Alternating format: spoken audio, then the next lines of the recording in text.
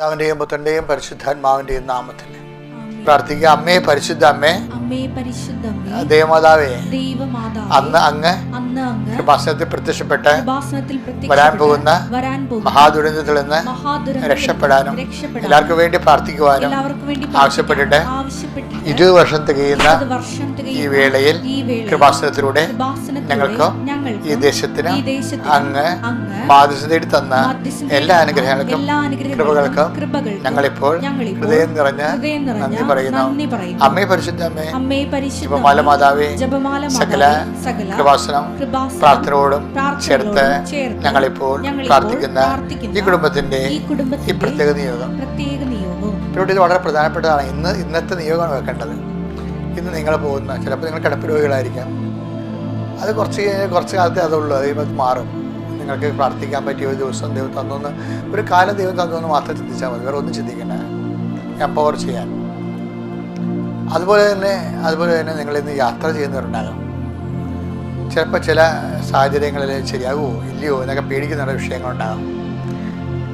ചില വ്യക്തികളോട് നമ്മൾ സഹായം ചോദിക്കാൻ പോകുന്നവരുണ്ടാകാം. അവരെങ്ങനെ അത് പ്രതികരിക്കും നമുക്കറിയത്തില്ല. എല്ലായിടത്തും മാതാവിനെ വിളിച്ചുകൊണ്ട് പോകണം. കാര്യം കൃപാസന മാതാവ് സഞ്ചാരി മാതാവാണ്, നിൻ്റെ കൂടെ വരും. I come with you wherever you go എന്ന് പറഞ്ഞ ഒരു വാഗ്ദാനം നമ്മളിലുണ്ട്. ഉടമ്പടിയുടെ ഭാഗമായിട്ട് ആ ഉടമ്പടിയുടെ ഭാഗമായിട്ടുള്ള വാഗ്ദാനത്തിലും നമ്മുടെ എവിടെ ചെന്നാലും നമ്മുടെ കൂടെ വരണം മാതാവാണ്. അമ്മേ എൻ്റെ കൂടെ ഉണ്ടാകണമേ, അമ്മ എൻ്റെ കൂടെ വരണമേ, എന്നൊക്കെ വേണ്ടി സംസാരിക്കണമേ. അങ്ങനെ നീ പ്രാർത്ഥിച്ച് നീ പോകുന്ന സ്ഥലം, വ്യക്തികൾ, സംഭവങ്ങൾ, സന്ദർഭങ്ങൾ, സാഹചര്യങ്ങൾ എല്ലാം നീ ഇപ്പോൾ സമർപ്പിക്കുക. നിന്നെ അനുഗ്രഹിക്കാൻ പോലും കർത്താവ് അമ്മയുടെ പ്രത്യക്ഷീകരണത്തിന്റെ ഈ ദ്വാദശ വേളയിൽ ഞങ്ങൾക്ക് സാധിച്ചു തരുവാൻ കനിയണമേ. ആമേൻ. വിശ്വാസ പ്രമാണം. സർവശക്തനായ പിതാവും ആകാശത്തിന്റെയും ഭൂമിയുടെയും സൃഷ്ടാവുമായ ദൈവത്തിൽ ഞാൻ വിശ്വസിക്കുന്നു. അവിടുത്തെ ഏകപുത്രനും ഞങ്ങളുടെ കർത്താവുമായ ഈശോ മിശിഹായിലും ഞാൻ വിശ്വസിക്കുന്നു. ഈ പുത്രൻ പരിശുദ്ധാത്മാവിനാൽ ഗർഭസ്ഥനായി കന്യകാ മറിയത്തിൽ നിന്ന് പിറന്ന് പൊന്തിയോസ് പീലാത്തോസിന്റെ കാലത്ത് പീഡകൾ സഹിച്ച് കുരിശിൽ തറയ്ക്കപ്പെട്ട് മരിച്ച് അടക്കപ്പെട്ട് പാതാളങ്ങളിൽ ഇറങ്ങി മരിച്ചവരുടെ ഇടയിൽ നിന്ന് 3-ാം നാൾ ഉയർത്ത് സ്വർഗത്തിലേക്ക് എഴുന്നള്ളി സർവശക്തിയുള്ള പിതാവായ ദൈവത്തിന്റെ വലതുഭാഗത്തിരിക്കുന്നു. അവിടെ നിന്ന് ജീവിക്കുന്നവരെയും മരിച്ചവരെയും വിധിക്കുവാൻ വരുമെന്നും ഞാൻ വിശ്വസിക്കുന്നു. പരിശുദ്ധാത്മാവിലും ഞാൻ വിശ്വസിക്കുന്നു. വിശുദ്ധ കത്തോലിക്കാ സഭയിലും പുണ്യവാന്മാരുടെ ഐക്യത്തിലും പാപങ്ങളുടെ മോചനത്തിലും ശരീരത്തിന്റെ ഉയർപ്പിലും നിത്യമായ ജീവിതത്തിലും ഞാൻ വിശ്വസിക്കുന്നു. ആമേൻ. സുഖസ്ഥനായ ഞങ്ങളുടെ പിതാവേ, അങ്ങയുടെ നാമം പൂജിതമാകണമേ. അങ്ങയുടെ രാജ്യം വരണമേ. അങ്ങയുടെ തിരുമനസ് സ്വർഗത്തിലെ പോലെ ഭൂമിയിലും ആകണമേ. അന്നു വേണ്ടുന്ന ആഹാരം ഇന്ന് ഞങ്ങൾക്ക് തരണമേ. ഞങ്ങളോട് തെറ്റ് ചെയ്യുന്നവരോട് ഞങ്ങൾ ക്ഷമിക്കുന്നത് പോലെ ഞങ്ങളുടെ തെറ്റുകൾ ഞങ്ങളോടും ക്ഷമിക്കണമേ. ഞങ്ങളെ പ്രലോഭനത്തിൽ ഉൾപ്പെടുത്തരുതേ, തിന്മയിൽ ഞങ്ങൾ രക്ഷിക്കണമേ. ആമേൻ. നന്മ നിറഞ്ഞ മറിയമേ, സ്വസ്തി. കർത്താവ് അങ്ങയുടെ കൂടെ സ്ത്രീകളിൽ അങ്ങ് അനുഗ്രഹിക്കപ്പെട്ടവളാകുന്നു. അങ്ങയുടെ ഉദരത്തിൻ ഫലമായി ഈശോ അനുഗ്രഹിക്കപ്പെട്ടവനാകുന്നു. പരിശുദ്ധ മറിയമേ, തമ്പുരാന്റെ അമ്മേ, പാപികളായ ഞങ്ങൾക്ക് വേണ്ടി ഇപ്പോഴും ഞങ്ങളുടെ മരണസമയത്തും തമ്പുരാനോട് അപേക്ഷിക്കണമേ. ആമേൻ. എൻ്റെ പ്രിയപ്പെട്ടവരെ, നമ്മൾ നേരത്തെ പറഞ്ഞ നിയോഗങ്ങൾക്ക് വേണ്ടി പ്രാർത്ഥിക്കുന്ന സമയമാണിത്. കുരിശെടുത്ത് പ്രാർത്ഥിക്കുന്ന സമയമാണ്. കുരിശെടുത്ത് പ്രാർത്ഥിച്ചു കഴിഞ്ഞാൽ എല്ലാത്തിനെയും കീഴടക്കാനുള്ള അധികാരത്തിൻ്റെ അടയാളമാണ് കുരിശ്. ദൈവം സമസ്തവും അവൻ്റെ പാദത്തിൻ്റെ കീഴിലാക്കിയിരിക്കുന്നു പറഞ്ഞില്ലേ. ഈ ലോകം മുഴുവൻ അവൻ്റെ പാദത്തിൻ്റെ കീഴിലാക്കിയിരിക്കുന്ന ഒരു സമയമാണ് അവൻ്റെ കുരിശിൻ്റെ ആരോഹണം. അവൻ ഏറ്റവും ശക്തിമാനായിരുന്ന ഒരു സമയം ആണ്, ഏറ്റവും സങ്കടപ്പെട്ട സമയം. കാര്യം ആ സങ്കടത്തിൻ്റെ സാഹചര്യത്തെ അവൻ പിതാവിൻ്റെ തിരുവിഷ്ടമായിട്ട് അംഗീകരിച്ച് സമർപ്പിച്ചു കഴിഞ്ഞപ്പോൾ പിതാവിൻ്റെ പ്രസാദത്തിൻ്റെ ബലമാണ് അവൻ്റെ നാമത്തിൻ്റെ ശക്തി. കർത്താവേ, നിൻ്റെ നാമത്തിൽ ഞങ്ങൾ പ്രാർത്ഥിക്കുകയാണ്. കർത്താവേ, ഞങ്ങൾ നിന്നെ ആശ്രയിക്കാൻ ഇടയാക്കിയാലും നിൻ്റെ പേര് കേട്ടതിലും സഹായത്തിൻ്റെ പേര് നിൻ്റെ പേര്, നിൻ്റെ സൗഖ്യത്തിൻ്റെ പേര് നിൻ്റെ പേര്, അതുപോലെ തന്നെ ധൈര്യത്തിൻ്റെ പേര് നിൻ്റെ പേര്, എല്ലാത്തിനും കൊള്ളിക്കാൻ പറ്റുന്ന ഒരേ ഒരു നാമമാണ് നീ, യേശു ക്രിസ്തു. കർത്താവ്, നിൻ്റെ നാമത്തിൽ ഞങ്ങൾ പ്രാർത്ഥിക്കുന്ന കർത്താവേ, ഈശോയെ, നിൻ്റെ നാമത്തിൽ ഞാൻ പൗരോഹിത്യം സ്വീകരിച്ചത് 38 വർഷം ഇപ്പോഴായി. ഈ 38 വർഷത്തിൻ്റെ പൗരോഹിത്യത്തിൽ നിനക്ക് വേണ്ടി നിലകൊണ്ട നിലപാടുകളെടുത്ത, നിനക്ക് വേണ്ടി സമർപ്പിച്ചിട്ടുള്ള അനേക സുവിശേഷ സാഹചര്യങ്ങൾ, സന്ദർഭമുണ്ട്. അതെല്ലാം ഈ പാവപ്പെട്ട മക്കൾക്ക് വേണ്ടി നീ ഇപ്പോഴും ഓർക്കണമെന്ന് പ്രാർത്ഥിക്കുന്നു. കർത്താവേ, നീ ഞങ്ങളെ ഓർക്കണമെന്ന് പ്രാർത്ഥിക്കുമ്പോൾ ഞങ്ങൾ നിനക്ക് വേണ്ടി എന്തായിരുന്നു അതെല്ലാം നീ ഓർക്കാം. അത് ഞങ്ങളുടെ കഴിവ് കൊണ്ടല്ല, നിൻ്റെ കൃപ കൊണ്ടാണ് നീ ഓർക്കണം. ആ യോഗ്യതയാൽ പ്രാർത്ഥിക്കണം. നിന്റെ കുരിശിൻ്റെ യോഗ്യതയാൽ, നിന്റെ മുൾക്കിടത്തിൻ്റെ യോഗ്യതയാൽ, നിന്റെ തിരുമണ്ണത്തിൻ്റെ യോഗ്യതയാൽ, നിന്റെ തിരുവാല മുറിവിൻ്റെ യോഗ്യതയാൽ, നിന്റെ ഉയർത്തുന്നതിൻ്റെ യോഗ്യതയാൽ, നിന്റെ നാമത്തിൻ്റെ യോഗ്യതയാൽ ഈ മക്കൾക്ക് വേണ്ടി പ്രാർത്ഥിക്കുന്നു. കർത്താവേ, അവരിന്ന് എവിടെയെല്ലാം പോകുന്നു, ആരെയെല്ലാം കാണുന്നു, എന്തെല്ലാം സംസാരിക്കുന്നു, എന്തെല്ലാം ചെയ്യുന്നു, ആ വിഷയങ്ങളെല്ലാം നിൻ്റെ സന്തതമായ സാന്നിധ്യം ഉണ്ടാകാൻ, നിൻ്റെ അമ്മയുടെ മാധ്യസ്ഥം ഉണ്ടാകാൻ, അപ്രതിരോധ്യമായ അമ്മയുടെ മാധ്യസ്ഥതയിലെ ഇന്ന് ചെയ്യുന്ന പ്രവൃത്തികൾ, ഇന്ന് കണ്ടുമുട്ടുന്ന വ്യക്തികൾ, ഇന്ന് ചെയ്യുന്ന യാത്രകൾ എല്ലാം പരിശുദ്ധമ്മ ദൈവമായി സമർപ്പിക്കുന്ന സഞ്ചാരി മാതാവേ, ജീവിതകാലം മുഴുവൻ യേശുക്രിസ്തുവിന് വേണ്ടി 2 കാൽ ചുവടുകൾ നടന്ന് തീർത്തോളെ ഞങ്ങളും ഈ കാലഘട്ടങ്ങളിൽ കർത്താവിനെ അറിയാത്ത അറിയിക്കുന്നതിനും അറിഞ്ഞവർ ആഴപ്പെടുന്നതിനും നടത്തുന്ന സുവിശേഷ യാത്രയിലെ അമ്മ സന്ത സഹചാരിയാണെന്ന് അറിയുന്നതിൽ ഞങ്ങൾക്ക് സന്തോഷവും അനൽപമായ സന്തോഷവും ആത്മധൈര്യവുമുണ്ട്. അമ്മ ഇപ്പം മക്കൾക്ക് വേണ്ടി പ്രാർത്ഥിക്കാൻ വിദ്യാർത്ഥികളുണ്ട്, അതിന് അവരുടെ ഓഫീസർമാരുണ്ട്, മത്സ്യത്തൊഴിലാളികളുണ്ട്, കർഷക തൊഴിലാളികളുണ്ട്. കർത്താവ്, ഈ കാലഘട്ടങ്ങളിൽ കാലാവസ്ഥ വ്യതിയാനം സംഭവിച്ചിരിക്കുന്ന കാരണം ഏലത്തോട്ടങ്ങളിലെല്ലാം മഴ പെയ്തിട്ട് അതിൻ്റെ പൂക്കൾ ഇല്ലാത്തൊരു സമയമുണ്ട്. പൂക്കൾ അതുപോലെ തന്നെ ഈ കാലങ്ങളിലുള്ള എല്ലാവിധ കാലാവസ്ഥ അനിശ്ചിതത്തിൽ പോകുന്ന കാരണം നമുക്ക് പലരോടും കുരുമുളകിൻ്റെ പൂ അടന്നു പോയിട്ടുള്ളുണ്ട്, പൂക്കാത്ത അവസ്ഥകളുണ്ട്. ഇങ്ങനെ എല്ലാ കാർഷിക മേഖലകളും നടുവൊടിഞ്ഞ് കിടന്നിട്ട് അതിൻ്റെ ജപ്തി ഭീഷണിയും വേദനയുമായിട്ട് പാട്ടത്തിനെടുത്ത് കൃഷി ചെയ്തവരുടെയൊക്കെ സങ്കടങ്ങൾ ആരോടും പറയാൻ പറ്റാത്ത അവസ്ഥയാണ്. അതുപോലെ തന്നെ ഓരോ കടമില്ലാത്ത മത്സ്യത്തൊഴിലാളികളില്ല, കടമില്ലാത്ത എല്ലാ തരത്തിലും സാധാരണ ജീവിതം ജീവിച്ചിട്ട് പോലും കടമുള്ളവരെയാണ് അമ്മ ഏറ്റവും കൂടുതൽ ഓർക്കേണ്ടത്. അപ്പോൾ അങ്ങനെയുള്ള എല്ലാ മനുഷ്യരെയും സാമ്പത്തിക ബാധ്യതകൾ പരിഹരിക്കുന്നതിന് വേണ്ടി അവർ പരിശ്രമിക്കുമ്പോൾ അവർക്ക് മേലാളന്മാരായി നിൽക്കുന്ന വ്യക്തികൾക്ക് അനുകൂലമായ തീരുമാനം എടുത്താൽ തീരാവുന്ന കടമയുള്ളൂ. അമ്മേ, ആ ബാങ്കിലായാലും ഗവൺമെൻറ്റിലായാലും അനുകൂലമായ തീരുമാനം എടുത്തുകൊണ്ട് മക്കളുടെ കടങ്ങൾ പരിഹരിക്കാനുള്ള പുതിയ മാർഗ്ഗങ്ങൾ കാണിച്ചു തരണമെന്ന് പ്രാർത്ഥിക്കുന്നു. ദേശങ്ങളും വിദേശങ്ങളിലും ജീവിക്കുന്നവരും ജോലി ചെയ്യുന്നവരും യാത്ര ചെയ്യുന്നവരും പരീക്ഷ പോലെയുള്ള സംവിധാനങ്ങളിൽ ഏർപ്പെട്ടിരിക്കുന്നവർ, ഇൻ്റർവ്യൂ പോലെ ഉത്തരവാദിത്തങ്ങൾ അഭിമുഖീകരിക്കുന്നവരെ നീ ആശീർവദിക്കണം.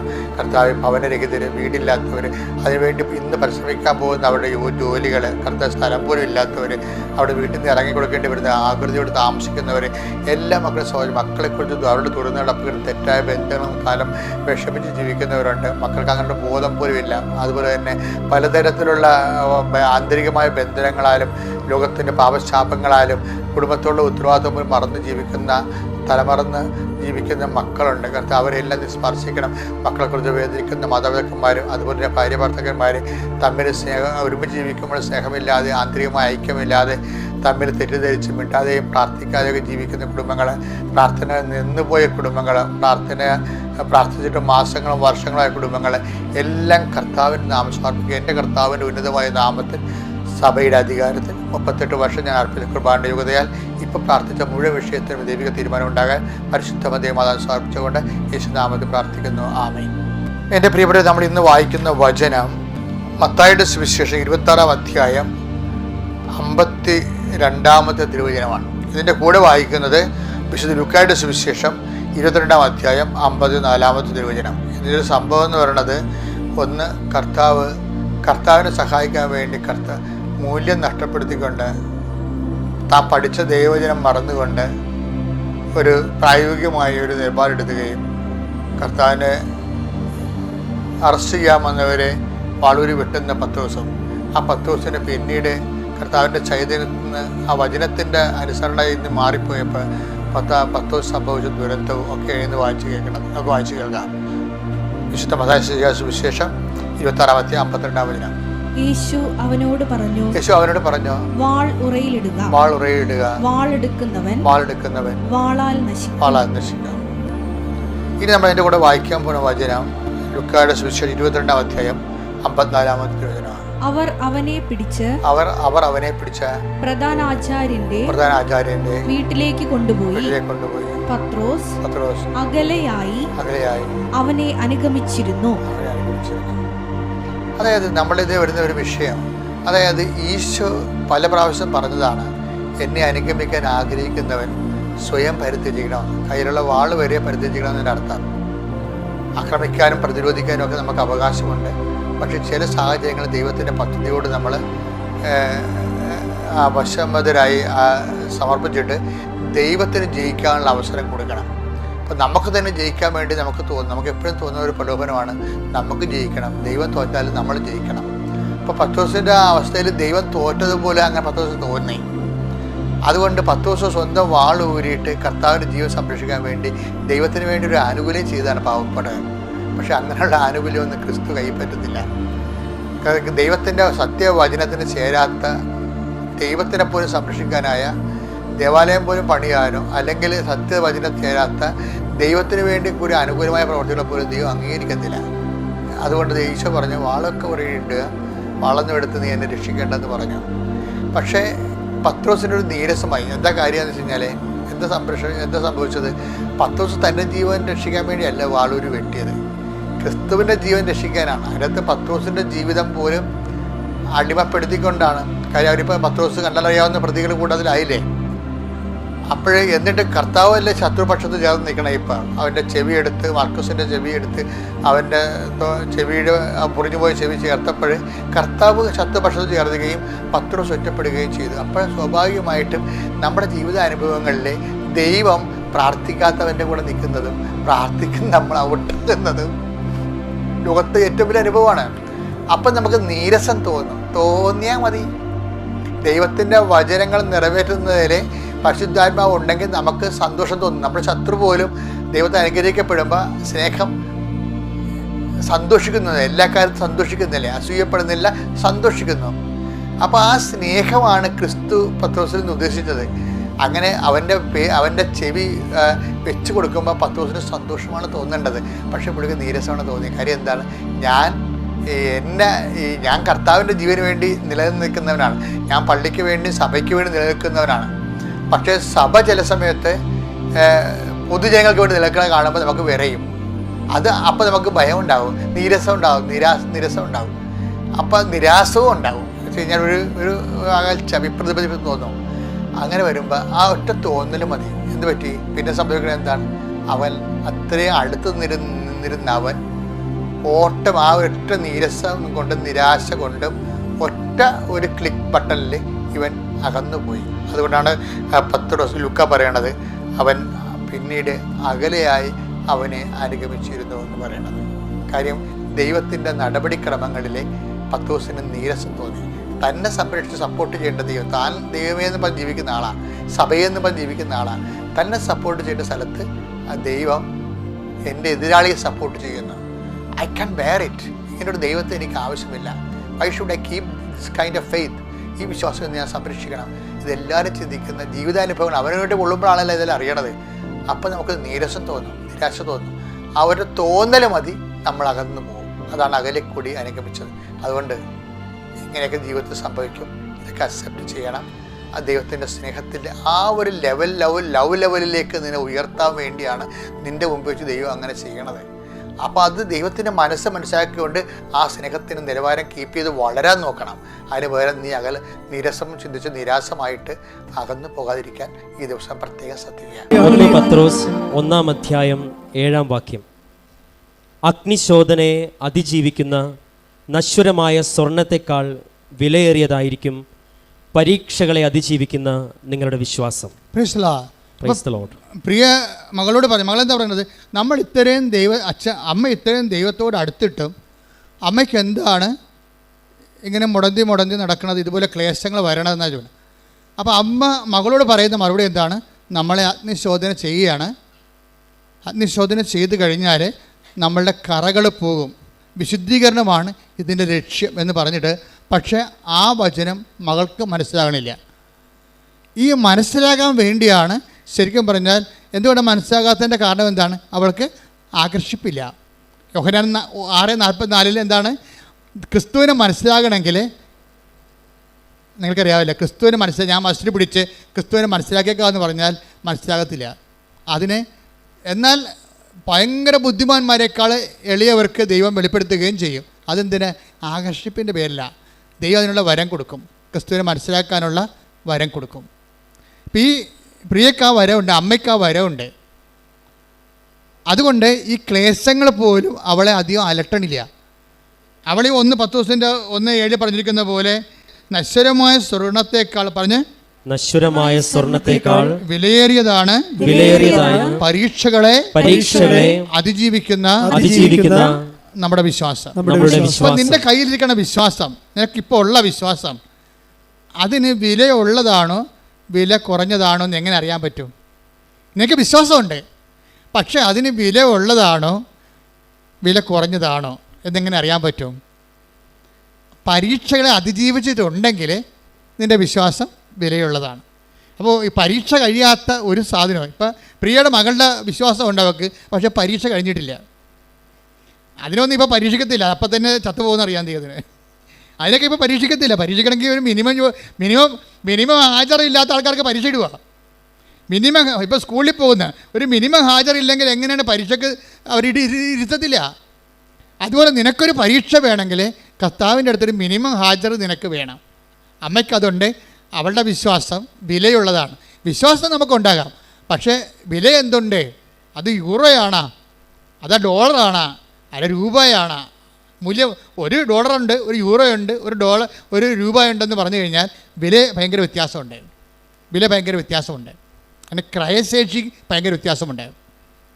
അതുപോലെ തന്നെ നിൻ്റെ വിശ്വാസത്തിൻ്റെ ക്രയശേഷി എന്ന് പറയുന്നത്, നിനക്കൊരു വിശ്വാസമുണ്ട്, അതിൻ്റെ ക്രയശേഷി ഉണ്ടോ? അത് കൊടുത്ത് ദൈവത്തിൽ നിന്ന് അനുഗ്രഹം കൈപ്പറ്റാൻ മാത്രം നിങ്ങളുടെ വിശ്വാസം വിലയുള്ളതാണോ എന്നറിയാൻ എന്താ മാർഗം? ഇത് ക്ലേശങ്ങളിലൂടെ ആർക്ക് കടന്നു പോകാം. പക്ഷെ നീ വിശ്വാസിയാകുമ്പോഴേ നീ വിശ്വാസത്തിൻ്റെ അർത്ഥതലങ്ങളിലേക്ക് നിനക്ക് പോകാം. എന്താണത്? നിനക്ക് മുമ്പേ അഗ്നിശോധന ചെയ്യപ്പെട്ട ആൾ ഉത്ഥാനം ചെയ്തിട്ടുണ്ട്. അതാണ് നിൻ്റെ ഒരു പിടിപ്പെന്ന് പറയുന്നത്. ഒരു പിടിപ്പില്ലാത്ത മനുഷ്യനാണെന്ന് പറഞ്ഞാൽ അതിൻ്റെ അർത്ഥം എന്താണ്? കഴിവില്ലാത്ത മനുഷ്യനാണെന്നാണ്. ക്രിസ്തുവിൻ്റെ കഴിവെന്താണ്? നിനക്കും എനിക്കും മുമ്പേ അഗ്നിശോധന ചെയ്യപ്പെട്ടിട്ട് അതിലൂടെ അവൻ ഉത്ഥാനം ചെയ്തിട്ട് ഇന്നും നമ്മുടെ കൂടെ ജീവിച്ചുകൊണ്ട് നമ്മൾ അവനെ ദൈവമെന്ന് വിളിച്ച് യേശു കർത്താവെന്ന് ഏറ്റുപറഞ്ഞ് നദരം കൊണ്ട് ഏറ്റുപറയുമ്പോൾ ദൈവം അവനെ മരിച്ചോർന്ന് ഉയർപ്പിച്ചെന്ന് ഹൃദയത്തിൽ വിശ്വസിക്കുമ്പോൾ അവൻ നേടിയെടുത്ത കൃപ, രക്ഷ നമുക്ക് ഇന്നും പ്രാപിക്കാൻ കഴിയുന്നുണ്ട്. അപ്പോൾ അതുകൊണ്ട് തന്നെയാണ് ഈ വിശ്വാസം വിലവെപ്പിച്ചെടുക്കുക എന്നുള്ളത് നമ്മുടെ ആധ്യാത്മികമായ ഒരു ഉത്തരവാദിത്തമാണ്.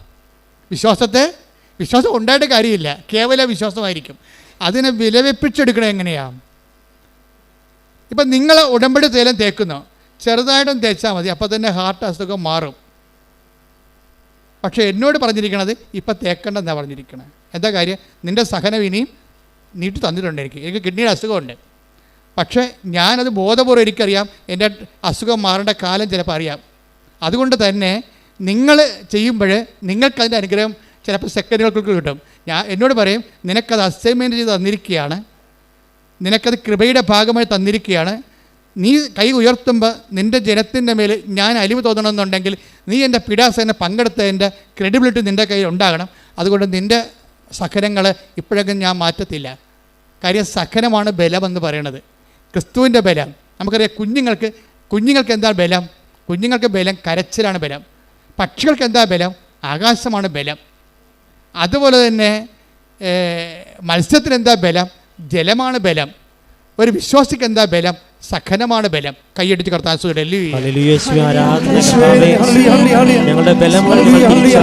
പരമദിവ്യകാരണത്തിന്. അപ്പോഴാകെപ്പാടെ ഒരു വല്ലാത്ത ഒരു അലൈൻമെൻ്റ് എല്ലാം തെറ്റിപ്പോയി. നടുവ് പോയപ്പോഴേ, പ്രിയയുടെ നടുവ് പോയപ്പോൾ ജോലിക്ക് പോകാൻ പറ്റാതെ വന്ന്, പിന്നെ കുഞ്ഞുങ്ങൾക്ക് ഫീസ് കൊടുക്കാൻ പറ്റാതെ വന്ന്, കടക്കാർക്ക് സമയത്ത് അവർ പറയുന്ന കടങ്ങൾക്ക് പരിഹരിക്കാൻ കടം വാങ്ങിച്ചവർക്ക് കൊടുക്കാൻ പറ്റാതെ വന്ന്, എല്ലാം താറുമാറായി താളം തെറ്റിപ്പോകും. ചിലക്കൊരു പാണം കുരിശ് വന്നാലും ശരി കർത്താവിൻ്റെ മുമ്പിൽ നിന്ന് മാറത്തില്ല. അവരെന്താണ്? അതിജീവിച്ച് വിലയുള്ള വിശ്വാസത്തിലേക്ക് വന്നവർ. അഗ്നിശോധനയെ അതിജീവിച്ച് വിലയുള്ള വിശ്വാസമാണ്. കാര്യം നിസ്സാര കാര്യത്തിന് അവിടെ തൊടാൻ പറ്റത്തില്ല. അവർ ജീവിതത്തിൽ ജയിച്ചിരിക്കുകയാണ്. ഈ ക്രിസ്തുവിനെ ഫോളോ ചെയ്യുമ്പോൾ ഉണ്ടാകുന്നൊരു ഗുണം അതാണ്, നമ്മൾ ജീവിതത്തെ ജയിച്ചുകൊണ്ടേയിരിക്കും. കൈയടിച്ച് കർത്താവ്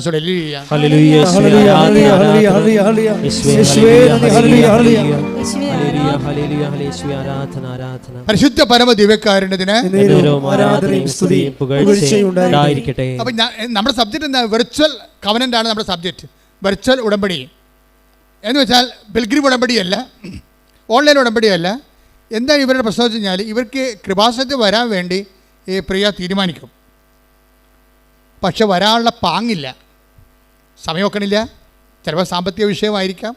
അവർക്ക് വരാൻ ആഗ്രഹമുണ്ട്, ഭയങ്കര ആഗ്രഹമുണ്ട്. ഉടമ്പടിയെക്കുറിച്ചൊക്കെ അവൾ പഠിച്ചിട്ടുണ്ട്, കേട്ടിട്ടുണ്ട്, മനസ്സിലാക്കിയിട്ടുണ്ട്, ആൾക്കാർ പറയുന്ന സാക്ഷ്യങ്ങളൊക്കെ കേട്ടിട്ട്.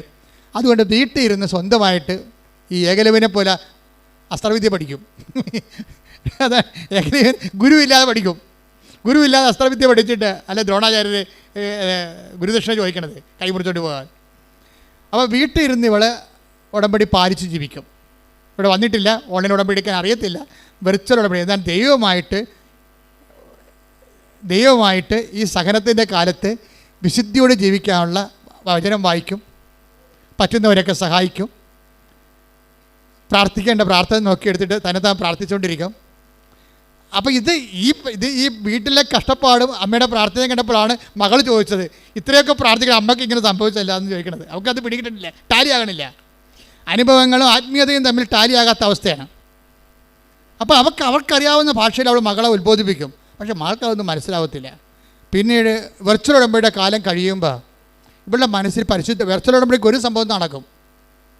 എന്തായാലും വെർച്വൽ ഉടമ്പടി കറക്റ്റായിട്ട് പാലിച്ച് ആ ഹോംവർക്ക് ചെയ്ത് കഴിയുമ്പോൾ അവളുടെ സത്യസന്ധത ദൈവത്തിന് മനസ്സിലാകുമല്ലോ. അപ്പോൾ അവൾക്ക് ആന്തരിക ബോധ്യം കൊടുക്കും. പറഞ്ഞു, നീ എന്നാണ് കൃപാസനത്തിൽ വരുന്നത് അന്ന് മുതൽ ഞാൻ നിൻ്റെ വിഷയം ടേക്കപ്പ് ചെയ്യുമെന്ന് പറയും. അവർ ആന്തരിക ബോധ്യം കൊടുക്കും. അങ്ങനെ ഒരു ദിവസം പ്രിയ കൃപാസനത്തിൽ വരും. കൃപാസനത്തിൽ വന്ന് ആ വരണ സമയത്ത് ഇവിടെ ഇതിൻ്റെ സമയമാകും, അർത്ഥങ്കിലേക്ക് നടന്നു പോണ റാലിയുടെ സമയമാകും. അപ്പോൾ പറയും, മാതാവേ ഞാനീ നടുവും വെച്ചോണ്ട് എനിക്ക് വരണമെന്ന് ആഗ്രഹമുണ്ട്, പക്ഷേ നടുവും വെച്ചോണ്ട് എങ്ങനെ നടക്കണം, വീട്ടിൽ തന്നെ എനിക്ക് വീട്ടിൽ ജോലി ചെയ്യാൻ പറ്റണില്ല എന്ന് പറയും. അപ്പോഴും മാതാവ് പറയും, നീ നടന്നിട്ടല്ലേ ബാക്കി കാര്യം പറയണമെന്ന് ചോദിക്കും. ഇവിടെ നടക്കാൻ അത് രണ്ടും കൽപ്പിച്ച് റാലിക്ക് വരും. റാലിക്ക് വന്ന് നടക്കണ സമയത്ത് മാതാവ് പറയും, ബെൽറ്റൂരി കളടി എന്ന് പറയും. ഉടനെ ആ സെക്കൻഡിൽ മുമ്പും പുറകും നോക്കാതെ ഇവൾ നടുവിൻ്റെ ബെൽറ്റ് എടുത്ത് ഊരിക്കളഞ്ഞിട്ട് നടക്കാൻ തുടങ്ങും. അത് അർത്ഥമെങ്കിൽ അവരെ അങ്ങ് നടക്കും.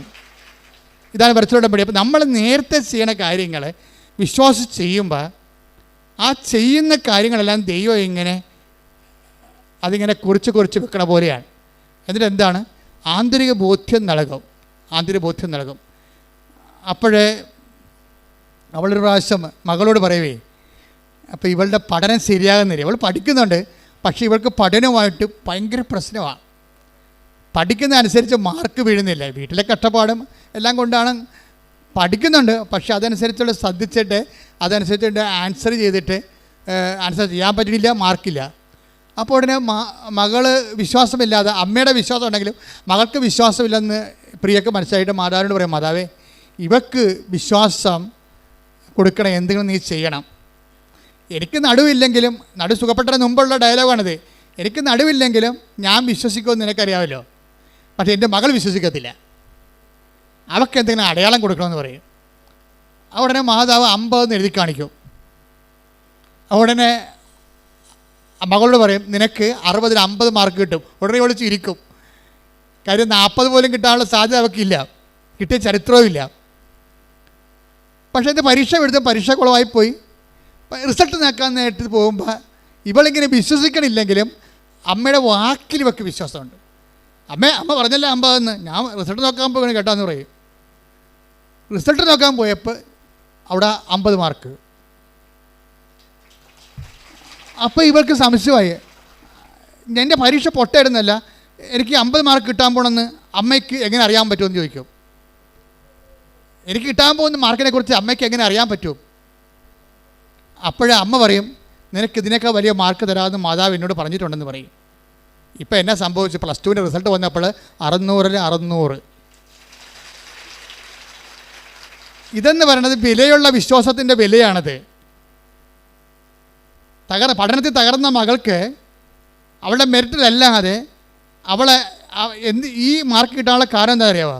പ്രിയ അമ്മ മാതാവിനോട് പറയും, മാതാവേ അവൾ വിശ്വസിക്കണം. ഇപ്പം അവൾക്ക് മാർക്ക് കൊടുത്തില്ലെങ്കിൽ ഞാൻ വിശ്വസിക്കും, അതിനൊക്കറിയാമല്ലോ. പക്ഷേ എൻ്റെ പ്രശ്നം അതല്ല, അവൾ കൂടി വിശ്വസിക്കണം, അതാ വിഷയം. അപ്പോൾ അവൾ കൂടി വിശ്വസിക്കണമെന്ന് പറഞ്ഞാൽ മകൾക്ക് വേണ്ടി മാതാവിൻ്റെ മുമ്പിൽ മധ്യസ്ഥം വഹിക്കുകയും, അത് പക്ഷേ പ്രിയയെപ്പോലെ എല്ലാവരും പറഞ്ഞാൽ ഏക്കത്തില്ല. എന്താ കാര്യം, ഈ ഇല്ലാത്ത നടുവും വെച്ചുകൊണ്ട് ആണ് അവൾ വിശ്വാസം പ്രഖ്യാപിച്ചിരിക്കുന്നത്. അതുകൊണ്ട് 1 പത്രോസിൻ്റെ 1:7 എന്താ പറയണത്, അഗ്നിശോധനയെ അതിജീവിച്ച വിശ്വാസം സ്വർണത്തെക്കാളും വിലയുള്ളതാണ്. അപ്പം പ്രിയയുടെ വിശ്വാസം ശോധന ചെയ്യപ്പെട്ട വിശ്വാസമായത് കാരണം വില പേശാൻ പറ്റിയ വിശ്വാസമാണ്. അതുകൊണ്ടാണ് ഇൻട്രാക്ഷൻ ലെവലിൽ വരണത്, കമ്മ്യൂണിക്കേഷൻ ലെവലിൽ വരണത്. ഉടമ്പടി ഏറ്റവും വലിയ സംഭവം വെച്ചാൽ കമ്മ്യൂണിക്കേഷനാണ്. നിങ്ങളെ എപ്പോഴും ഉടമ്പടി നിങ്ങൾ കറക്റ്റായിട്ടാണ് എക്സിക്യൂട്ട് ചെയ്ത് പോകണമെന്നുണ്ടെങ്കിൽ കമ്മ്യൂണിക്കേഷൻ ആരംഭിക്കും. കമ്മ്യൂണിക്കേഷൻ അറിയാമല്ല, മാതാവ് സംസാരിക്കും, ഉള്ളിൽ ബോധങ്ങൾ തരും, ഉള്ളിൽ ബോധങ്ങൾ തരും. ഇനി ബോധങ്ങൾ തരാതെ തന്നെ സ്വപ്നങ്ങളുണ്ടാവും. സ്വപ്നങ്ങൾ കാര്യം ഒരു ഏറ്റവും കൂടുതൽ സ്വപ്നങ്ങൾ ബൈബിൾ കാലം കഴിഞ്ഞാൽ, ബൈബിൾ കാലം സ്വപ്നങ്ങളുടെ കാലമാണ്, പക്ഷേ ബൈബിൾ കാലം കഴിഞ്ഞാൽ ഏറ്റവും കൂടുതൽ സ്വപ്നങ്ങൾ നടന്നിരിക്കുന്ന ഉടമ്പടിയിലാണ്. അതിങ്ങനെ നോക്കിയാൽ മതി. എല്ലാ സാക്ഷ്യം നോക്കുമ്പോൾ എവിടെയെങ്കിലും ഒരു സ്വപ്നം ഉണ്ടാവും. ഇപ്പോൾ വിൻസിയുടെ സാക്ഷ്യം എന്താ? വിൻസിയുടെ കഥ ഞാൻ പറഞ്ഞില്ലേ, കോയമ്പത്തൂരുകാരത്തിയാണ്. മലയാളം തമിഴ് കൂടി ചേർത്താണ് ഇവിടെ സാക്ഷ്യം എന്നല്ല പറഞ്ഞിരിക്കുന്നത്. എന്താ പറഞ്ഞിരിക്കുന്നത്? അവളുടെ അപ്പൻ ഒരാൾ ജോലി പോകണ്ടേ, അവർക്ക് ഒറ്റമുറി ആയിട്ടുള്ള ഒരു വീടാണ് ഉള്ളത്. അതിനകത്ത് കട്ടിലിട്ട് കിടക്കേണ്ട അപ്പനുണ്ട്, അമ്മയുണ്ട്, മകളുണ്ട്. അപ്പന് ഡ്രൈവറായിട്ടുള്ള ജോലിയാണ് ഉള്ളത്. അതുകൊണ്ട് കുടുംബം പോറ്റണം. ലോണ് ചോദിച്ചാൽ കിട്ടത്തില്ല, അതുകൊണ്ട് വീട് വെക്കാനും പറ്റത്തില്ല, പ്രാർത്ഥിക്കാൻ പോലും ഇടമില്ല. ഇതാണ് ഇവരുടെ സങ്കടം. അപ്പം അങ്ങനെ സങ്കടത്തിൻ്റെ കാലത്ത് ഇവർക്ക് ഒരു പത്രം കിട്ടും. പത്രം കിട്ടിക്കഴിയുമ്പോൾ അവിടെ നിന്ന് ഇവിടം വരെ വരണ്ടേ, കോയമ്പത്തൂരിൽ നിന്ന് ഇവിടം വരെ വരണ്ടേ. അപ്പോൾ രണ്ട് മൂന്ന് പ്രാവശ്യത്തെ ഈ ഡ്രൈവറിൻ്റെ ദിവസ വരുമാനം കൂട്ടിയാലേ ഇവിടെ വരാൻ പറ്റത്തുള്ളൂ. രണ്ട് മൂന്ന് ദിവസത്തെ ഡ്രൈവറിൻ്റെ ദിവസ വരുമാനം കൂട്ടിയാൽ അവർക്ക് ഇവിടെ വരാൻ പറ്റത്തുള്ളൂ. ഇവിടെ പക്ഷേ അങ്ങനെ അവർ എക്സ്പെൻഡിച്ചർ മുടക്കി മുണ്ട് മുറുക്കി എടുത്ത് ഉടമ്പടി എടുത്ത ആൾക്കാരാണ്. മുണ്ട് മുറുക്കി എടുത്ത് ഉടമ്പടി എടുത്ത് വീട്ടിൽ ചെന്നപ്പോൾ അമ്മ ഒരു സ്വപ്നം കണ്ട്. അപ്പോൾ നമുക്ക് മനസ്സിലായില്ല എന്താണെന്ന്. അമ്മ സ്വപ്നമൊന്നും കണ്ടില്ല. കണ്ട സ്വപ്നത്തിലേ ഉള്ളൂ, വലിയ കഥകളൊന്നുമില്ല. ഒരു 4 നമ്പർ 4 ഇങ്ങനെ എഴുതി കാണിച്ചുകൊണ്ടിരിക്കും. എപ്പോഴും സ്വപ്നത്തിൽ നമ്പർ 4 എഴുതി കാണിച്ചുകൊണ്ടിരിക്കും. അപ്പം മകളോട് അമ്മ പറയും, വിൻസിയോട് അമ്മ പറയും, ഞാൻ ഇന്നലെ 4 എന്ന് എപ്പോഴും ഇങ്ങനെ എഴുതി കാണിക്കേണ്ട സ്വപ്നം കണ്ടെന്ന് പറയും. എന്നാ 4 എന്നറിയാൻ വേണ്ടാവും. പക്ഷേ അന്ന് മുതൽ ഈ ഉടമ്പടി എടുത്തതിന് ശേഷം ഇവർ പെട്ടെന്ന് ഈ അപ്പന് ഒരു ബോധോദയം ഉണ്ടാകും. എന്താണ്? അപ്പന് പണ്ട് ധൈര്യമില്ല. ഞാൻ ഉടമ്പടി എടുത്താൽ എങ്ങനെയാണ്, ലോൺ എടുത്താൽ നമുക്ക് കിട്ടുമോ, ലോൺ കിട്ടുമോ, കിട്ടിയാൽ നമുക്ക് വീട് വെക്കാൻ പറ്റുമോ, അങ്ങനെ കുറേ. അതുകൊണ്ട് മനസ്സിന് ധൈര്യമില്ലാതെ ഇപ്പം നമുക്കറിയാലോ, എന്തെങ്കിലും ചെയ്യാൻ പറ്റുമെങ്കിൽ 30-40 വയസ്സിനുള്ളിൽ ചെയ്യാൻ നമുക്ക് റിസ്ക് എടുക്കാൻ പറ്റുന്ന 40 വയസ്സിൻ്റെ ശേഷം അപൂർവം പേരെ റിസ്ക് എടുക്കത്തുള്ളൂ. അങ്ങോട്ട് പ്രായമാകുന്നവർക്ക് റിസ്ക് കുറഞ്ഞ് എടുക്കത്തുള്ളൂ. നമുക്കറിയാം, പ്രായമായി കഴിഞ്ഞാൽ നമ്മുടെ ആൾക്കാർക്ക് ദാനങ്ങൾ ചെയ്യുന്ന ആൾക്കാരും പ്രായമായി കഴിഞ്ഞാൽ ചെയ്യത്തില്ലല്ലേ, ആൾക്കാരും ഉണ്ടാകത്തില്ലെന്ന് വിചാരിച്ചുകൊണ്ട് അവർ പിടിച്ച് ചെയ്യത്തുള്ളൂ. ചെറുപ്പക്കാർ മാത്രമേ എന്തെങ്കിലുമൊക്കെ കൂടുതൽ ആൾക്കാർക്ക് കൊടുക്കത്തുള്ളൂ. പ്രായമായ ആൾക്കാർ സ്വാഭാവികമായിട്ടൊരു ഡിഫൻസ് വരും അവിടെ. അപ്പോൾ അങ്ങനെ ഉണ്ടാകൊണ്ട് ഈ എങ്ങനെ ആര് തിരിച്ചടക്കാൻ പറ്റുമോ എന്നൊക്കെ പറഞ്ഞപ്പോഴേക്ക് പേടിയായിരുന്നു. ഉടമ്പടി എടുത്തോടുകൂടി മാതാവ് ആദ്യം ചെയ്തത് ഈ പേടി എടുത്ത് മാറ്റി. അപ്പനുടനെ പറഞ്ഞു, എടി നമുക്ക് ലോൺ എടുക്കാം, അവിടെ കിട്ടുമെങ്കിൽ നമുക്ക് എടുക്കാമെന്ന് പറഞ്ഞു. അപ്പോൾ അത് ഇത്രയും നാൾ 10-12 കൊല്ലമായിട്ട് ലോൺ എടുക്കത്തില്ലെന്ന് പറഞ്ഞിരുന്ന മനുഷ്യൻ ഉടമ്പടി എടുത്തപ്പോൾ മനസ്സ് മാറി. അവർ അതുപോലെ തന്നെ ബാങ്കിൽ ചെന്ന് ചോദിക്കുകയും ചെയ്ത് ലോൺ ഒരു 2-3 ദിവസത്തിനുള്ളിൽ ലോൺ പാസ്സായി. നിങ്ങൾക്കറിയാവില്ല, മരിയൻ ചാനൽ എന്ന് പറഞ്ഞാൽ ഇങ്ങനെ സ്പീഡായിരിക്കും, ഭയങ്കര ആരും തടുക്കാൻ പറ്റത്തില്ല. അത് നമ്മൾ ഐസയാർ വായിക്കണ പോലെയാണ്. ഞാൻ അടച്ച വാതിൽ ആരും തുറക്കത്തില്ല, തുറന്ന വാതിൽ ആരും അടക്കത്തുമില്ല. മനുഷ്യൻ്റെ കൈ അവിടെ വരത്തില്ല. സ്വാഭാവികമായ സ്പീഡിൽ നിന്ന് ഇത് സാധാരണ ഇതിന് വേണ്ട ഒരു സ്പീഡിലേക്ക് കാര്യങ്ങൾ മാറും. അവർക്കൊരു സ്ഥലം ഒരു കാട്ടുപ്രദേശത്തുണ്ടായിരുന്നു. അവിടെ ചെന്നിട്ട് അവിടെ സ്ഥലം വെട്ടി വെളുപ്പിക്കുമ്പോൾ അത് അളന്ന് അതിൻ്റെ ലോൺ അനുവദിക്കണമെങ്കിൽ അതിൻ്റെ സ്കെച്ചും പ്ലാനും എഴുതുകയും അളവും ഒക്കെ എടുക്കണ്ടേ. അളന്നപ്പോൾ അത് 4 സെൻറ്റാണ്. അപ്പോൾ സ്വപ്നത്തിൽ ആദ്യത്തെ 4 കറക്റ്റായി. പതുക്കെ വരികയാണേ. അപ്പോൾ അവർക്ക് മനസ്സിലായി ഇത് മാതാവാണ് നയിച്ചുകൊണ്ടിരിക്കണമെന്നത്. എന്നിട്ട് അപ്പോൾ 4 സെൻറ്റായി. ഇനി വരണ സംഭവം എന്ന് വെച്ച് കഴിഞ്ഞാൽ ഈ സ്ഥലം പഞ്ചായത്ത് വാർഡെന്ന് പറയണത് വീരപാണ്ഡ്യൻ, ഈ കട്ടബൊമ്മൻ എന്നൊക്കെ പറയുന്നത് അവരുടെ പേരുകളാണ്. വീരപാണ്ഡ്യൻ പഞ്ചായത്തിൻ്റെ വാർഡാണ് 4ാം വാർഡ്. അപ്പോൾ 4ാം വാർഡിൽ 4 സെൻറ്റ് സ്ഥലം, അതാണ് ഈ 4 കാണിക്കണത്. അപ്പോൾ 2-4 വന്നു കഴിഞ്ഞപ്പോൾ അവർക്ക് മനസ്സിലായി മാതാവ് ഈ വിഷയം തന്നെയാണ് സ്വപ്നത്തിൽ കാണിച്ചിരിക്കണമെന്ന്. എന്ന് വെച്ച് കഴിഞ്ഞാൽ പിന്നീടുള്ള മൂവ്മെൻ്റ് എന്ന് പറയണത് ഭയങ്കര 15 ദിവസത്തിനുള്ളിലാണ് അവിടെ സ്കെച്ചും പ്ലാനും. 1 കൊല്ലമായിട്ട് പോലും ആ പഞ്ചായത്തിൽ നിന്ന് പ്ലാൻ പാസ്സാകാത്ത ആൾക്കാരുണ്ട്. ഇവർക്ക് വെറും 15 ദിവസത്തിനുള്ളിൽ പ്ലാൻ പാസ്സായി കിട്ടും. അതായത് മാതാവ് വന്നു കഴിഞ്ഞാൽ പിന്നെ കൂടെ നടന്നിട്ട് എല്ലാം ചെയ്ത് പെടാന്ന് നടക്കും. അവർ 1 കൊല്ലത്തിനുള്ളിൽ വീട് വെച്ച് അതിനകത്ത് കയറി താമസിക്കും. പിന്നെ ഒരു 6 മാസത്തിനുള്ളിൽ പഴയ വണ്ടി വിറ്റിട്ട് പുതിയ വണ്ടി എടുക്കും. എന്തൊരു സ്പീഡാണ് ശരിക്കും. പ്രാർത്ഥിക്കാൻ 3 മുറിയും വലിയൊരു ഹോളുമാണ്. നീ ലാവിഷായിട്ട് പ്രാർത്ഥിച്ചോളാൻ പറഞ്ഞിരിക്കുക. ശ്രദ്ധിക്കട്ടെ. ഹല്ലേലൂയ.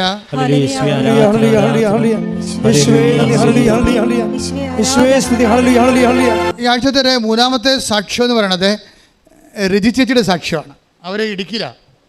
രജി തോമസിൻ്റെ സാക്ഷ്യം ഇതുപോലെ തന്നെ കമ്മ്യൂണിക്കേഷൻ്റെ സാക്ഷ്യമാണ്. നിങ്ങളെപ്പോഴും എൻ്റെ സബ്ജക്റ്റ് എന്താ? നിങ്ങൾക്ക് സൂക്ഷ്മത വേണമെന്നാണ് എൻ്റെ സബ്ജക്റ്റ്. ഉടമ്പടിയും സൂക്ഷ്മതയും, ജാഗ്രതയല്ല. വരാൻ പോകുന്ന വിഷയങ്ങളെക്കുറിച്ചുള്ള ജാഗ്രതയേക്കാൾ ഉപരി പ്രസൻറ്റ് കണ്ടീഷനിൽ വർത്തമാനകാലത്ത് നടന്നുകൊണ്ടിരിക്കുന്ന സംഭവങ്ങളെക്കുറിച്ചുള്ള ശ്രദ്ധ, അതാണ് സൂക്ഷ്മതയെന്ന് പറയണത്. വർത്തമാനകാല ശ്രദ്ധയ്ക്കാണ് ഉടമ്പടിയിൽ സൂക്ഷ്മതയെന്ന് പറയണത്. ഇപ്പം അവർ ആ 4 ആ ഒരൊറ്റ നമ്പരേ ഉള്ളൂ. നമ്പറിലൂടെയാണ് ആ മൊത്തം 1.5 കൊല്ലം കൊണ്ട് സംഭവിക്കാൻ പോകുന്ന സംഭവങ്ങളെല്ലാം കാണിക്കുന്നത്. 4 എന്നൊരു അക്കത്തിലൂടെയാണ് കാണിക്കുന്നത്. പക്ഷേ ആ ചേട്ടത്തിക്ക് അത് കമ്മ്യൂണിക്കേറ്റഡായി. ആദ്യം കമ്മ്യൂണിക്കേറ്റഡ് ആയിട്ടില്ല. അത് അതിൻ്റെ വർക്കിംഗ് കണ്ടീഷൻ്റെ ഫസ്റ്റ് സ്റ്റേജ് കഴിഞ്ഞപ്പോൾ തന്നെ മനസ്സിലായി, മാതാവിൻ്റെ ലൈൻ എന്താണെന്ന് മനസ്സിലായി. ഇതൊരു രജിസ്ട്രേഷൻ്റെ കമ്മ്യൂണിക്കേഷൻ്റെതാണ്. ഉടമ്പടി കവനൻ്റാണ് കമ്മ്യൂണിക്കേഷൻ. അതുകൊണ്ട് നിങ്ങൾക്ക് എപ്പോഴും ഉടമ്പടി കാലമാകുമ്പോഴേ പഴയതുപോലെ ഇങ്ങനെ വായി നോക്കികളായിട്ട് നടക്കരുത്. ഉടമ്പടി കാലമാകുമ്പോൾ എന്ത് സംഭവിച്ചാലും ശ്രദ്ധിക്കണം. എന്ത് സംഭവിച്ചാലും ദൈവത്തിൻ്റെ നിങ്ങളോടുള്ള കമ്മ്യൂണിക്കേഷൻ ആയിരിക്കും അത്. ആ സംഭവങ്ങളിലൂടെ നിങ്ങൾ സംഭവിക്കുന്ന എല്ലാത്തിനും ഉണ്ടാകുമോ എന്നറിയത്തില്ല. പക്ഷേ സംഭവിക്കുന്ന വിഷയങ്ങളെല്ലാം ശ്രദ്ധിക്കണം. ആര് വന്നാലും ആര് പോയാലും ഒരു ഫോൺ കോൾ പോലും ശ്രദ്ധിക്കണം. കാരണം കമ്മ്യൂണിക്കേഷൻ ഏത് വഴി ദൈവം ഏത് ഭൗതികമായ സാഹചര്യങ്ങളെയും നിങ്ങളോട് കമ്മ്യൂണിക്കേറ്റ് ചെയ്യാൻ വേണ്ടി ഉപയോഗിക്കും. ഇപ്പോൾ രജി ചേച്ചിയുടെ പ്രശ്നം എന്ന് വെച്ച് കഴിഞ്ഞാൽ മകൾക്ക് കാനഡയിൽ പോയി പഠിക്കണം, വിദേശത്ത് പഠിക്കണം. അവിടെ കയ്യിൽ 5 പൈസ ഇല്ല. അവരുടെ കയ്യിലുള്ള ആകപ്പാട് അവിടെ ഉടമ്പടി ചെയ്തിരിക്കുന്നത് മകൾക്ക് വിദേശ ജോലി വേണം, അതിന് 10-20 ലക്ഷം രൂപ വേണം. ആ ലക്ഷം രൂപയ്ക്ക് അവർ കണ്ടിരിക്കുന്ന വാഗ് കാട് പിടിച്ച് കിടക്കണ ഒരു പുരയിടമാണ്. ആ പുരയിടം ഇടുക്കിയിലാണ് സ്ഥലം. അപ്പം മല അടിവാരത്തായിരിക്കുമല്ലോ, അത് കാട് പിടിച്ച് കിടക്കുകയാണ്. അപ്പോൾ ആ പുരയിടം വിൽക്കണം. അപ്പോൾ കാട് പിടിച്ച് കിടക്കണ കാരണം വിൽക്കാനും ചിലപ്പോൾ സമയത്ത് പാടായിരിക്കും. ഇപ്പം കൃഷിയൊക്കെ കുറച്ച് നഷ്ടത്തിലൊക്കെ പോണ കാരണം ചില സമയത്ത് അതിനൊരു മടുപ്പ് തോന്നുന്നത് ശരിക്കും. അപ്പോൾ അതൊരു മെറിറ്റ് കുറവാണ്. മെറിറ്റിലേക്ക് പിന്നെ എന്താണ് സംഭവം? Not by merit but by grace. അതാണ് ഉടമ്പടിയുടെ പ്രഖ്യാപിതമായ ഒരു ഓപ്പറേഷൻ ഫോർമുല. അതാണ് അത് ബൈബിളിൻ്റെ മൊത്തം ഓപ്പറേഷൻ ഫോർമുല അങ്ങനെയാണ്. അപ്പോൾ മെറിറ്റ് പോയാലാണ് നമ്മൾ ഉടമ്പടി എടുക്കേണ്ടി വരുന്നത്. ഗ്രേസിന് വേണ്ടിയാണ് ഈ ഉടമ്പടി എടുക്കുന്നത്. ആ ഗ്രേസ് ഫില്ല് ചെയ്യാൻ വേണ്ടി, ഗ്രേസ് ഉൽപ്പാദിപ്പിക്കാൻ വേണ്ടി ഉടമ്പടിയിൽ കുറേ ഇവാഞ്ചലൈസേഷൻ, ഗ്രേസ് കിട്ടാൻ പറ്റിയ കുറേ അധികം ഫോർമുല ഉണ്ട്. അതെല്ലാം നമുക്കിതൊക്കെ ചെയ്തെന്നും പറഞ്ഞ് ഇതൊക്കെ കിട്ടണമെന്ന് നിർബന്ധമില്ല. ഇതെല്ലാം മരിയൻ മീഡിയേഷനിലാക്കും നമ്മൾ. അവിടെയാണ് നമ്മൾ വിജയിക്കുന്നത്. ഇതെല്ലാം ഇപ്പോൾ ആൾക്കാർ സാക്ഷ്യപ്പെടാൻ എന്തിനാണ്? അമ്മേ, എന്നെ അമ്മയുടെ പ്രത്യക്ഷീകരണത്തിൻ്റെ സാക്ഷിയാക്കണമേ. അങ്ങനെ അതാണ് സംഭവം. ആൾക്കാർ പ്രാർത്ഥിക്കുന്നത്. ആൾക്കാർ ചെയ്യുന്ന എല്ലാവിധ വർക്കുകളും അതിൻ്റെ പിന്നിൽ ഇവർ വെക്കണ ഇൻറ്റൻഷൻ എന്താണ്? അത് അവർ പറയും, അമ്മയുടെ പ്രത്യക്ഷീകരണത്തിൻ്റെ സാക്ഷിയായി എന്നെ മാറ്റണമേ. അത് വല്ലാത്ത ഒരു പ്രാർത്ഥനയാണ്. അത് ഇവിടുന്ന് പറഞ്ഞു കൊടുത്തിട്ടുള്ളതല്ല. സാക്ഷ്യം പറയാൻ വേണ്ടി വന്നവരെ സാക്ഷ്യം പറഞ്ഞ് പരത്തിയ അനുഭവ കഥകളാണ് ഈ അമ്മയുടെ പ്രത്യക്ഷീകരണത്തിൻ്റെ സാക്ഷികളെന്ന് പറയുന്നത്. അതൊക്കെ ഈ പെട്രോളിന് തീ പിടിക്കുന്ന പോലെ ഉടനെ ഈ ഉടമ്പടിക്ക് തീ പിടിക്കും. കാര്യം എന്താണ്? ഉടമ്പടി, കൃപാസനത്തിലെ ഉടമ്പടി എന്ന് പറയണത്, അതിൻ്റെ മുഴുവൻ ഇന്ധനം എന്ന് പറയണത് അമ്മയുടെ പ്രത്യക്ഷീകരണമാണ്. ഈ പ്രത്യക്ഷീകരണത്തെ ആര് സാക്ഷിയാകാൻ വേണ്ടി ചോദിച്ചാലും അവിടെ അലോട്ട്മെൻറ്റ്, ഗ്രേസ് അലോട്ട്മെൻറ്റ് ചെയ്യും. അതുകൊണ്ട് ഈ മർമ്മം അറിഞ്ഞ് വേണം നിങ്ങൾ ഉടമ്പടി ചെയ്യാൻ. അച്ഛൻ പറഞ്ഞ് പത്രം കൊടുക്കാൻ, അച്ഛൻ പറഞ്ഞ് കൊച്ചി പോകാൻ, ഞാൻ കൊച്ചി പോയെന്ന് പറഞ്ഞിട്ട് കഥയില്ല. ഈ സാധനത്തിന് അക്കൗണ്ടബിൾ ആക്കണം. അക്കൗണ്ട് ആക്കണം ഏത് ഹെഡിങ്ങിലാണ്? മരിയൻ പാരിഷ് ഹെഡിങ്ങിൽ അക്കൗണ്ട് ആക്കാൻ പറ്റത്തുള്ളൂ. വല്ല ഹെഡിങ്ങിലാക്കിയിട്ട് കാര്യമില്ല. മരിയൻ കൃപാസനത്തിൽ 2004 ഡിസംബർ 7-ാം തീയതി നടന്ന സമയഘടികാരം നെഞ്ചിൽ ചാർത്തിക്കൊണ്ട് ദുരന്തമുണ്ടാകാൻ പോണ പ്രാർത്ഥിക്കണമെന്ന് പറഞ്ഞ അമ്മയുടെ പ്രാർത്ഥന ആവശ്യപ്പെട്ടിരിക്കുന്ന ആ പ്രാർത്ഥനയുടെ പടയാളിയായി ഞാൻ മാറിക്കൊള്ളാം എന്ന് പറഞ്ഞുകൊണ്ടാണ് ഉടമ്പടിയിലേക്ക് നമ്മൾ ഹരിശ്രീ കുറിക്കേണ്ടത്, അല്ലെങ്കിൽ മിശിക തുണയ്ക്കുക എന്ന് കുറിക്കേണ്ടത്, ആദ്യാക്ഷരം ചെയ്യേണ്ടത്. ആദ്യാക്ഷരം കുറിക്കേണ്ടത് അമ്മയുടെ പ്രത്യക്ഷീകരണത്തിൻ്റെ സാക്ഷിയായി എന്നെ മാറ്റണമെന്ന് പ്രാർത്ഥിച്ചുകൊണ്ടാണ് കൈയടിച്ച് കഥാസുലേലി സാക്ഷികളായി